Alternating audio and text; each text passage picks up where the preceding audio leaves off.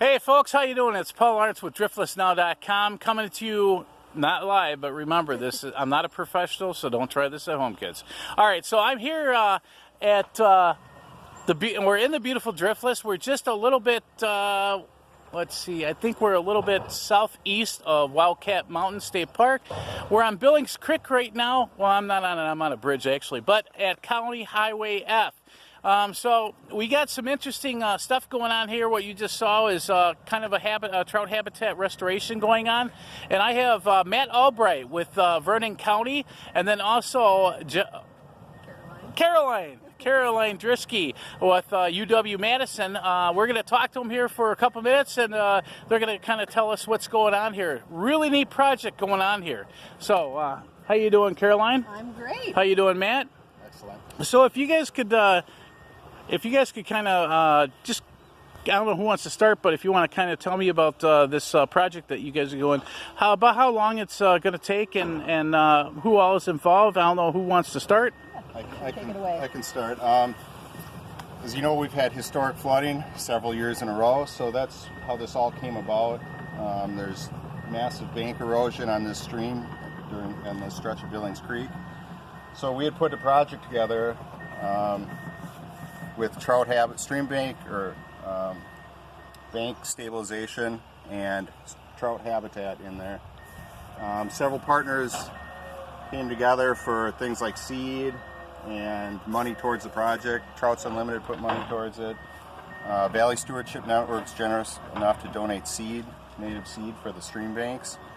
UW Madison's doing a study, and the Department of Natural Resources bought a fishing easement on this stretch. So there's a lot of different partners involved in this. Yeah. And for my role with UW Madison, I'm working with a couple other faculty members there, Emily Stanley and Eric Booth. And we're really interested in looking at how stream restoration projects change streams in the Driftless in this kind of wider context of flooding, different sorts of land uses, and kind of thinking about what people in the Driftless want their streams for and what they need out of them. And so our work on this is really just kind of grafted on top of what Matt is working on. He's working on the project, and I'm really doing a bunch of measurements before and after the project to see how the stream channel changes, how gas flux changes in the stream, and then also a sort of wider study where we're actually interviewing stream managers to think about the choices they make on driftless streams. And guys, about how long is this project slated to take to finish this? The construction aspect that you're seeing right now should take about a week to finish. Planning on it and getting funding involved took about 6 months. Okay. Matt, you and I were talking, you were showing me a map here, and we were kind of talking about how people sometimes, it's kind of misconstrued about information on trout habitat restoration and maybe different species that they also find that they don't want in here, but they, sometimes, we were talking about sometimes that can actually be a benchmarker or a telltale sign of how healthy the ecosystem is on a body of water. You were talking about some of the vegetation that is actually put into the sides of these creeks. Can you just kind of explain a little bit about that? We have some root wads in the banks here, and what they are is they're just a tree that has the branches stripped off. They're keyed in about 8 feet into the bank, and they stick out about 4 feet into deep pools, generally we put them, which attract all kinds of bugs and create cover for the trout. So. All right. And as far as this project, are you going to be working on other studies in other parts in the Driftless, or? Yeah, absolutely. So really all of my research is focused on the Kickapoo Valley.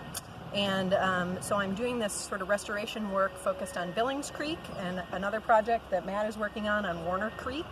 Will also be taking place this summer once it dries out a bit. In a couple weeks, that one should be. And then we've also been working in the Tainter Creek watershed, so further south, sort of near Soldiers Grove. And then some of my wider work, also I've worked with the Kickapoo Valley Reserve and Marcy West there in the Driftless Writing Center. So I'm really trying to think about how to connect university resources, kind of funnel them towards projects here that are helping the quality of life and flood resilience and stream management here in the Kickapoo Valley. All right. Well, there you go, folks. You got it straight from these professionals here about maintaining the quality of the Driftless area, specifically today, Billings Creek and the trout restoration or restoration of the stream, so it kind of benefits the trout population and just the ecosystem as a whole. So we're going to do a small update on this as they continue on their work. Like you heard, they should have this wrapped up in about a week. But Driftless Now will be back out here talking to some people, taking a few more pictures, and maybe putting a little bit more information. Just one more quick thing. For any information on any of these projects that are going on, do you guys have any certain website or? Vernon County Land and Water Department. You can find everything you need to know about us there. Okay. Yep. And you can Google me, Caroline Druschke, at UW Madison. And how's your last name spelled, Caroline? Druschke. All right. Thanks a lot. All right, folks. Well, there you go again. And you guys be blessed, and we'll see you someplace soon. I guess, not sure where it's going to be, but keep going to our Facebook page, Driftless Now, and come check us out on the web at driftlessnow.com. Have a good day.